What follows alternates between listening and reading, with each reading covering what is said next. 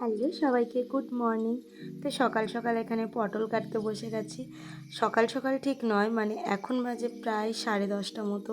মেয়েকে স্কুল থেকে এনে সবজি কাটতে বসে গেছি, কারণ আমি সকালবেলা মেয়েকে স্কুলে দিয়ে এসে চুপচাপ মানে কাজ কমই করি, শুয়েই থাকি যতক্ষণ না মেয়ে আসছে। এবার মেয়ে যখন এসে যায় তারপরে কাজে হাত লাগাই, কারণ একটা টেনশনের মধ্যে থাকি। আর চারিদিকে যা ঘটছে না, টেনশন না করে উপায় নেই।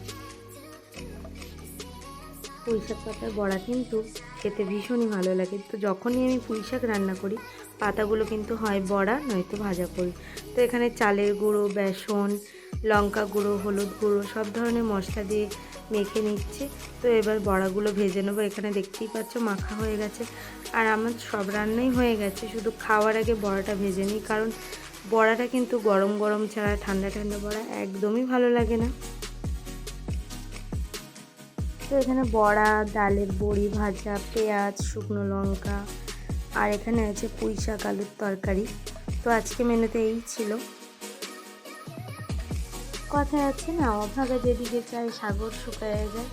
আমার অবস্থাটা কিন্তু সেম। দেখতেই পাচ্ছ চোখটা ফুলে গেছে, একটু কেবল ঘুমটা এসেছিল চোখে, তার মধ্যেই পিঠে কামড়ে দিয়েছে।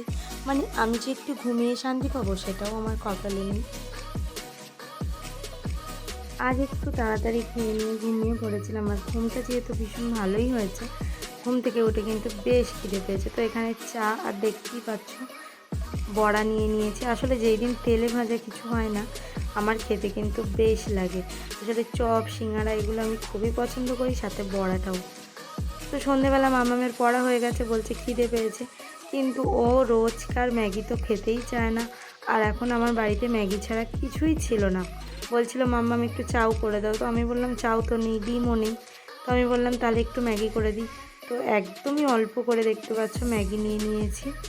ও বেশি ম্যাগি পছন্দ করে না। তো যাই হোক, এখন ওকে দেবো ম্যাগি, তারপরে আবারও পড়তে বসাবো। তো আজকে ব্লগটা এই পর্যন্ত। টাটা।